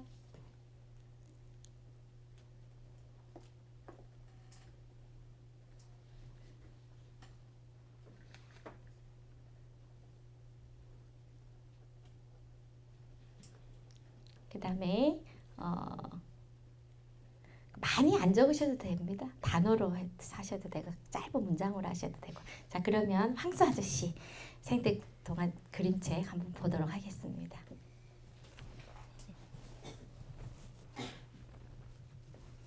한밤중이에요. 황소 아저씨네 추운 외양간에 하얀 달빛이 비쳤어요. 둥그런 보름달님이 은가루 같은 달빛을 쏟아놓은 거예요. 황소 아저씨는 보릿집에 주둥이를 파묻고 쌕쌕 숨소리를 내며 잠들어 있었어요. 새양지 한 마리가 외양간 모퉁이 벽 뚫린 구멍으로 얼굴을 쏙 내밀었어요. 조그만 두 눈이 반짝반짝했어요. 새양쥐는 쪼르르 황소 아저씨 등을 타고 저기 구유 쪽으로 달려갔어요. 황소 아저씨는 갑자기 등이 가려워 긴 꼬리로 세차게 후려쳤어요. 달려가던 새양쥐가 후려치는 꼬리에 튀겨 그만 외양간의 바닥에 농댕이 쳐졌어요. 새양쥐는 하도 놀라 정신이 얼떨떨했어요. 다행히 외양간 바닥엔 푹신한 보릿집이 깔려있어 새양쥐는 아무데도 다치지 않았어요. 넌 누구냐? 황소 아저씨가 굴다란 목소리로 물었어요. 저 새양쥐예요. 새양쥐는 무서워서 아주 조그맣게 대답했어요. 그런데 한밤중에 뭐 타러 나왔니? 동생들 먹을 거 찾아 나왔어요. 우리 엄마가 갑자기 돌아가셨어요. 황소 아저씨는 뜻밖이었어요. 먹을 게 어디 있는데 남의 등을 타놓고 가니? 저쪽 아저씨 구유에 밥 찌꺼기가 있다고 건너집 할머니가 가르쳐줬어요. 앞으로는 아저씨 궁둥이 밑으로 빙 돌아갈 테니 제발 먹을 걸 가져가게 해주세요. 새양쥐는 오들오들 떨면서 사정했어요. 그랬더니 그럼 얼른 구유 안에 있는 거 가져가거라. 동생들이 기다릴 테니 내 등대기 타놓고 빨리 가거라. 아저씨 참말이에요? 그래 잔말이잖고. 아저씨 고맙습니다. 한 번만 가지고는 안 줄 테니 몇 번이고 배부를 때까지 가져가거라. 새양쥐는 황소 아저씨 등을 타놓고 구유 속으로 쪼르르 기어갔어요. 구유 속엔 맛있는 찌꺼기가 많이 있었어요. 무 조각도 있고 콩 조각도 있었어요. 새양쥐는 얼른 콩 조각 하나를 물고 동생들이 기다리는 집으로 갔어요. 새양쥐네 집 작은 방엔 동생들 넷이서 모여 앉아 언니를 기다리고 있었어요. 요거 넷이서 나눠 먹어라. 넷도 가서 큰맘 가져올게. 새양쥐는 14번이나 황소 아저씨 등을 타넘었어요. 이제 됐니? 예 아저씨. 그럼 오늘은 가서 푹 쉬고 내일 또 오너라. 황소 아저씨가 정답게 말했어요. 이틀 뒤 아기 새양쥐들도 다 자라 뿔뿔 기어다닐 수 있게 되었어요. 새양쥐야. 예 아저씨. 동생들이 참 귀엽겠구나. 내일부터 모두 함께 와서 만난 거 실컷 먹으렴. 아저씨, 그래도 괜찮으세요? 그래, 내가 먹고 남긴 것인데 뭐. 다음날 새앙지 남매들은 추녀 및 고드름을 녹여 눈곱도 닦고 콧구멍도 씻고 수염도 씻었어요. 언니, 내 얼굴 예뻐? 막내둥이가 물었어요. 에이그, 왼쪽 볼에 코딱지 묻었다. 좀 더 씻어라. 막내둥이는 얼른 코딱지를 씻었어요. 달님은 조금 이지러졌지만 여전히 환한 밤이었어요. 외양간 보리집 대궁이 카랑카랑 달빛이 비쳤어요. 황수 아저씨! 새앙지 5이 오르르 몰려왔어요. 원래 모두 똑같구나. 제가 막내예요. 저는 둘째예요. 저는 셋째고요. 황수 아저씨는 새앙지들이 귀여워 두 눈이 오목오목 커졌어요. 새앙지들은 구유 안에서 맛있는 찌꺼기를 실컷 먹었어요. 얘들아, 구유 안에 똥 넣으면 안 된다. 예? 오줌도 넣으면 안 되고 코딱지 묻혀도 안 된다. 예? 구유는 황수 아저씨 밥그릇이니까 거기다 똥을 넣거나 오줌을 넣으면 안 되겠죠? 새앙지들은 황수 아저씨랑 사이좋은 친구가 되었어요. 황수 아저씨 등을 타놓고 다니며 술래잡기도 하고 숨바꼭질도 했어요. 오늘부터 나하고 함께 여기서 자자꾸나. 네, 아저씨. 새앙지들은 아저씨 목덜미에 붙어 자기도 하고 겨드랑이에서 자기도 했어요. 겨울이 다 지나도록 따뜻하게 함께 살았어요. 이 두 번째 황소 아저씨 생태 그림책을 지금 읽어드렸는데요. 그 알게 된 것 어머님도 적어주셨으면 좋겠습니다. 여기 이제 등장하는 그런 인물들 이렇게 보시면은 보면은 이렇게 장갑 인형이 있으면은 꼭 이렇게 그냥 요거는 펠트지로 이렇게 해서 그 이렇게 핑크색하고 그다음에 회색하고 검정색 이렇게 하고 눈은 어떻게 해요?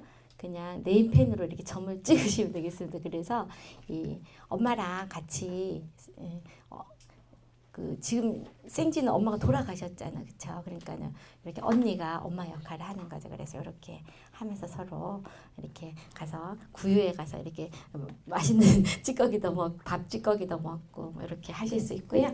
그다음에 이제 또 이렇게 장갑을 이용해서 이렇게 하실 수도 있고, 두 번째로는 이렇게 머리띠에다가 이렇게 해서 이렇게 그냥 만들어도 되고요. 그냥 뭐 색상지로 이렇게 하셔도 되고, 저는 이제 펠트지로 이렇게 글루건으로 싸서 이렇게 했는데, 그냥 뭐 이렇게 나뭇가지 그런 걸로 이용해가지고 하셔도 되고, 그래서 이렇게 첫째, 둘째, 셋째, 넷째 해서 이렇게 해서 같이 이제 역할놀이처럼 이렇게 같이 하실 수도 있고요. 그 다음에 이제 황소는 아까 뿔이 있다고 그랬잖아요. 그래서 그냥 인터넷이나 이런 데서 황소 그림을 칼라로 출력할 수도 있고 흑백으로 출력해도 상관이 없겠죠. 그렇게 해서 뭐 코팅하셔도 되고 코팅 안 하셔도 되고, 그렇게 해서 여기서는 이제 황소 아저씨 뿔에 이렇게 관심이 많잖아요. 그래가지고 이렇게 머리띠를 이렇게 꾸며가지고 이렇게 쓰고, 황소 아저씨하고 그 다음에 이제 그 새앙지 같은 경우는 그냥 장갑으로 하면 5마리가 다 같이 할 수 있으니까 엄마랑 아이랑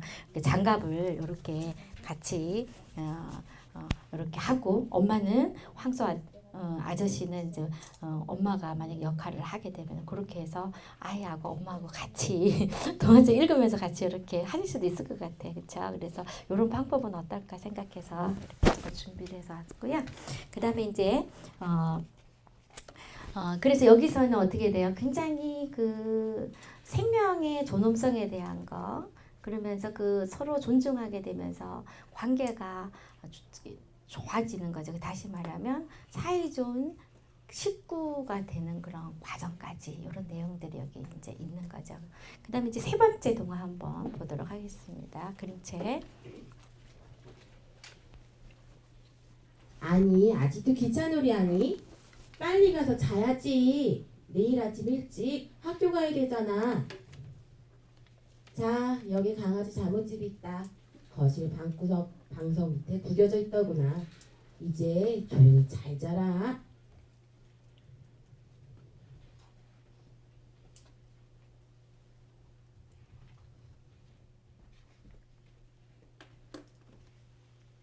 이제 기차 떠납니다.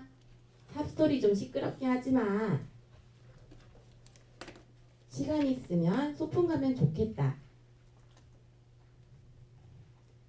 저 앞에 안개가 자우 끼었네. 유령놀이 하면 재밌겠다.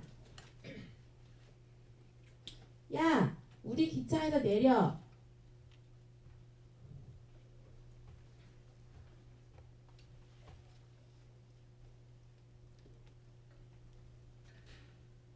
제발 나도 기차에 태워줘. 사람들이 내 상아를 잘 나가려고 해. 자꾸 이러다간 우리 코끼리들은 살아남지 못할 거야. 오늘은 무척 덥겠는걸? 어디 헤엄칠 데가 있는지 찾아봐야겠어. 야, 우리 기차에서 내려. 제발 나도 기차에 태워줘. 바닷가에 더 있다간 먹을 게 없어서 굶어 죽고 말 거야. 사람들이 물을 더럽히고 물고기를 너무 많이 잡아가거든. 자꾸 이러다간 우리 물개들은 살아남지 못할 거야. 바람이 많이 불 것 같은데 그럼 우리 연날리기 할까? 야, 우리 기차에서 내려. 제발 나도 기차에 태워줘. 난 늪에 사는데 사람들이 물을 다 퍼버렸어. 난 마른 땅에서는 살 수가 없어. 자꾸 이러다간 우리 두루미들은 살아남지 못할 거야. 곧 비가 올 것 같네. 그럼 우리 우산 쓰고 여기저기 돌아다니자. 야, 우리 기차에서 내려. 제발 나도 기차에 태워줘. 사람들이 숲에 있는 나무를 마구 베어가고 있어. 자꾸 이러다간 우리 호랑이들은 살아남지 못할 거야. 저기 눈이 많이 왔네. 우리 모두 눈싸움 할까? 야, 우리 기차에서 내려. 제발 나도 기차에 태워줘. 난 북극에서 사는데 사람들이 나를 잡아다가 털옷을 만들려고 해. 자꾸 이러다간 우리 곰들은 살아남지 못할 거야. 눈이 계속 내리네. 이렇게 눈이 계속 내리면 우리 기차는 꼼짝도 못할 거야.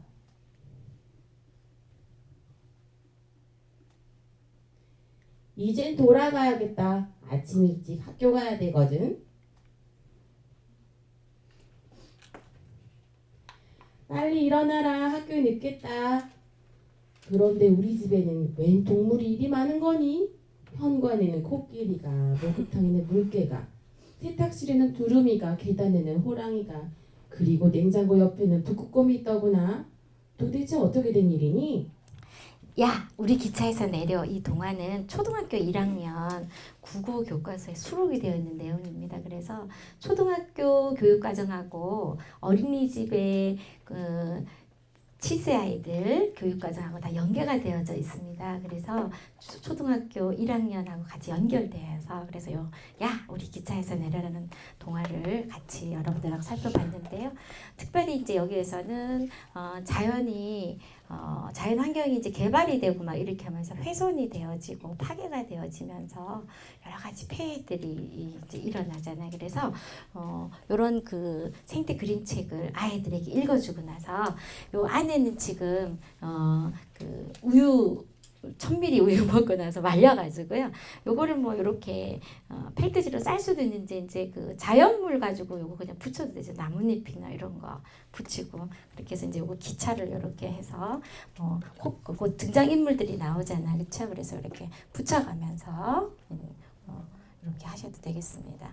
코끼리가 나오고 그 다음에 이제 물개가 나오고. 그래서 요즘은 또 아이들 뭐 영어에 대해서 관심도 많고 그러니까 다 그냥 치니까 영어도 다 옆에 붙어 있더라고요. 그래서 그거를 오려가지고 이렇게 코팅도 이렇게 할 수도 있고 꼭 코팅 안 하셔도 괜찮으세요. 그래서 이런 식으로 해서 기차를 좀 이렇게 만든 두루미도 나오고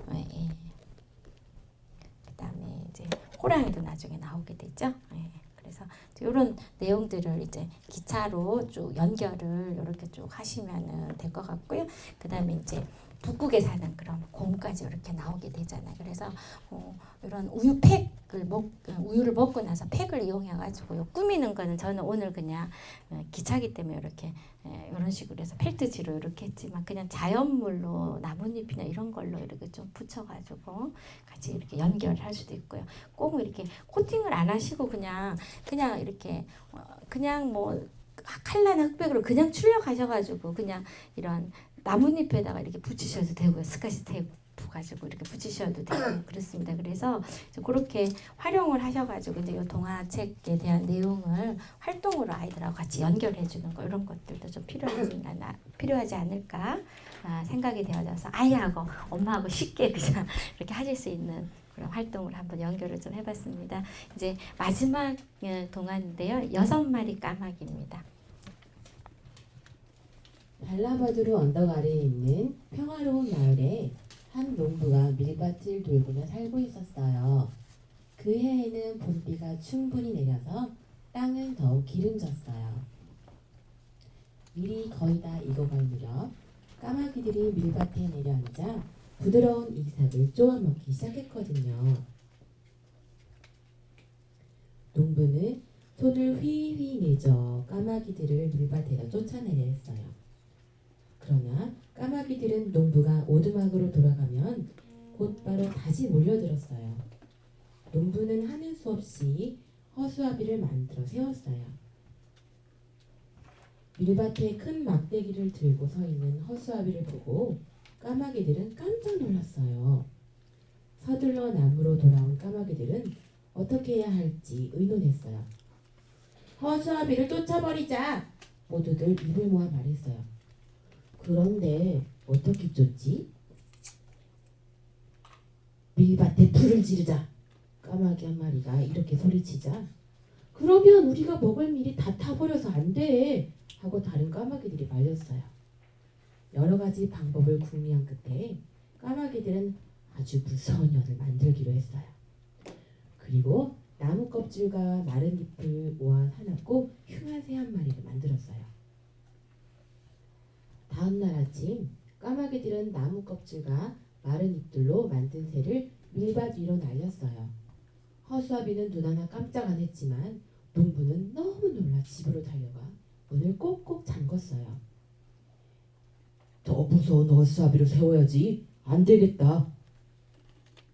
곧 칼 2자루를 들고 있는 커다란 허수아비가 밀밭 한가운데 세워졌어요. 심술궂게 일그러진 입에서는 화가 나서 씩씩거리는 소리가 들리는 듯 했어요. 저만 하면 되겠지. 만족한 농부는 이렇게 말했어요. 하지만 새로 세워진 허수아비를 보고 까마귀들은 더 많은 나무 껍질과 나뭇잎을 모아 더 크고 사납게 생긴 새를 만들었어요. 그리고 밀밭 위를 왔다 갔다 하며 새를 띄웠어요. 그것을 본 농부는 너무 무서워서 오두막 안에 숨어 밖으로 나오지도 못했어요. 밀밭 가까이에 오래된 나무 구멍 속에 사는 부엉이가 이 광경을 처음부터 쭉 지켜보고 있었어요. 어휴, 누가 더 어리석은지 모르겠군. 농부인지 까마귀들인지. 부엉이는 고개를 내저으며 곰곰이 생각했어요. 농부가 밀밭을 돌보지 않자 밀들이 시들기 시작했어요. 이것을 보고 부엉이는 마침내 농부를 찾아가기로 결심했어요. 왜 까마귀들하고 대화를 해보지 않으세요? 이제 너무 늦었어. 농부가 한숨을 쉬며 말하자 지금이라도 늦지 않았어요. 하고 부엉이가 말했어요. 그러고 나서 이번에는 까마귀들에게 나라가 말했어요. 까마귀들이 밀이 다 시들어간다는 말을 듣고 부엉이에게 물었어요. 그러면 이제 우리가 어떻게 해야 하지? 농부에게 가서 서로 대화를 해봐. 대화는 마술을 부리거든. 부엉이가 말했어요. 까마귀들과 농부는 부엉이 둥지 근처에서 만나기로 했어요. 부엉이가 지켜보는 가운데 까마귀들과 농부는 얘기하고 또 얘기했어요. 처음에는 화가 나서 자기 주장만 했지만 차츰 마음을 열고 서로의 이야기를 들어주기 시작했어요. 친한 친구 사이처럼. 사실 너희들이 까웃거리는 소리가 그리웠어 하고 농부가 말하자 저희도 아저씨 미리 그리웠어요 하고 까마귀들이 말했어요. 그러고는 다 함께 웃었어요. 부엉이에게 감사해야겠는걸? 그런데 부엉이는 어디로 갔지? 둥지 안에도 주위를 둘러봐도 부엉이가 보이지 않았어요. 농부와 까마귀들은 다 함께 밀밭으로 가봤어요. 밀밭에는 커다란 허수아비가 그대로 서 있었어요. 그런데 달라진 것이 있었어요. 심줄궂게 일그러졌던 입이 미소를 짓고 있는 거예요. 부엉이는 바로 허수아비의 발에 앉아 있었어요.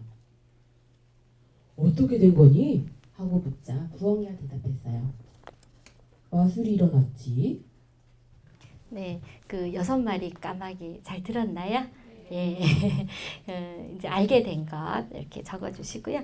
그래서 여기서 등장하는 그런 인물들이 이제 쭉 나오는데 저는 아이들하고 이제 이렇게 장갑을 만들어서 이제 이렇게 만들어서 서로 이렇게 마주 보면서 그래서 그 6마리 까마귀에 대한 그 장갑을 끼고 이렇게 하면서 서로 이렇게 마주 이렇게 보면서 제목에 대한 부분을 이렇게 출력해 가지고 이렇게 마주 보게 이렇게 하고요. 그다음에 이제 여기 등장하는 인물이 까마귀들이 등장하잖아요. 그렇죠? 그래서 장갑을 어머니 혹시 한 분 좀 나와 주실 수 있으시죠? 조금 도와주시겠습니다. 예. 그래서 같이 이렇게 한번 껴 보겠습니다. 예. 양쪽 손에 마주 잠깐 올라와 주시고요.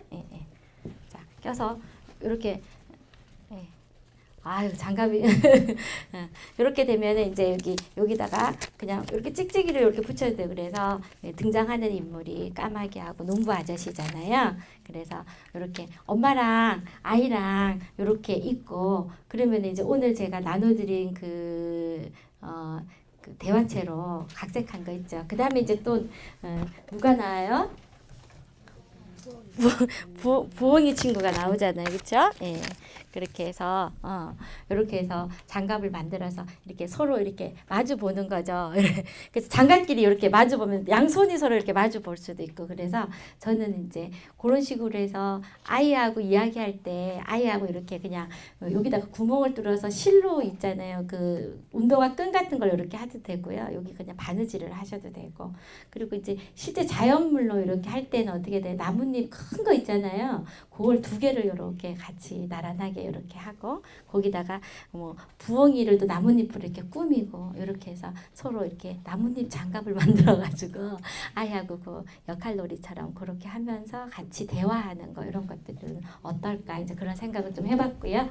예, 어머니 나오셨으니 우리 박수로 진정하겠습니다. 네.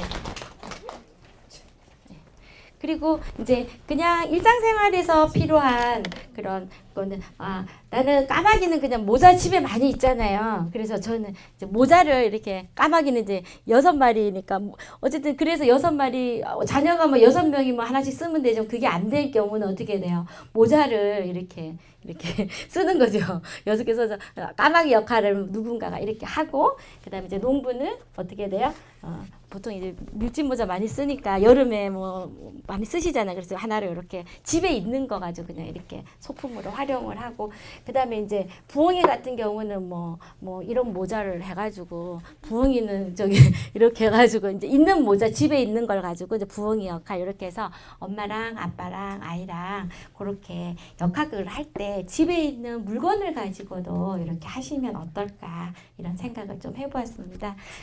이렇게 6마리 까마귀 속에서 이렇게 나오는 내용들을 이제 보니까 관계가 생명체를 어쨌든 인식을 하고 서로 관계가 회복되어지는 거 이렇게 보실 수가 있었습니다.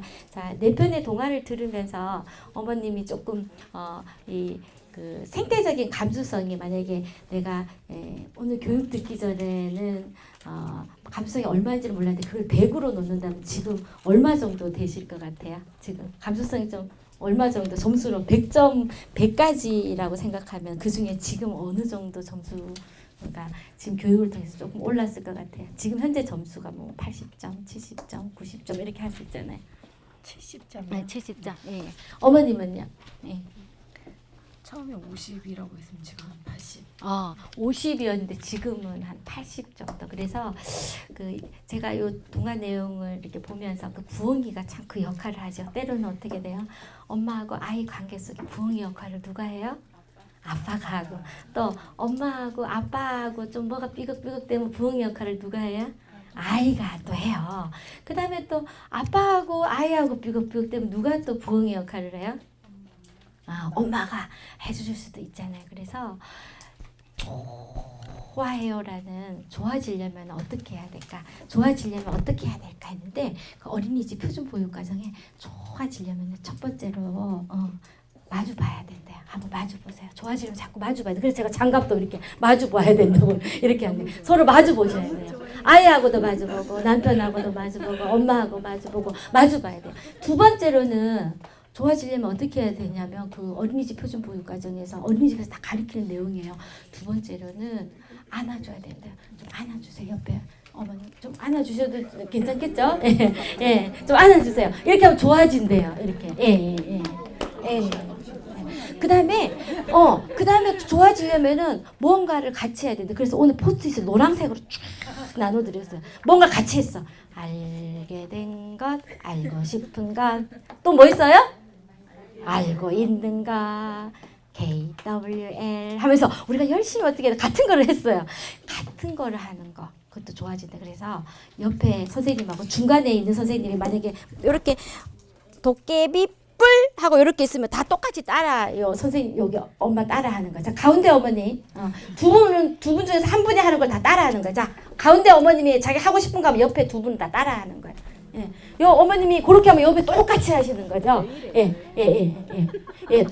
그렇게 하면 좋아진대요. 똑같이. 그래서 제가 어떻게 돼요? 신혼여행 갈 때 똑같은 흰색을 입고 빨간색을 두르고 우리 좋아해요. 이렇게 했다 했죠. 예. 그래서 좋아지려면 어떻게 돼요? 마주보고 두 번째 어떻게 한다고요? 안아주고 그다음 세 번째로는요? 같은 거 뭔가를 해야 되겠죠. 예. 그 다음에는요 사랑해요라고 말을 해줘야 된대요. 다 이렇게 해놓고 말 안 하면은 저희 남편이 제가 결혼을 했는데 사랑 고백을 안 하고 결혼한 것 같다고 자꾸 고백을 하라고 그래 제가 했어요. 왜냐면 같이 사랑을 좋아해야 되니까. 사랑해요라고 같이 한번 고백해 보겠습니다. 어머님들끼리 서로 사랑해요. 그래서 오늘까지 이런 내용인데요. 어쨌든 우리 어머님들 아이들하고 행복한 그런 시간들을 보낼 수 있기를 바랍니다. 감사합니다.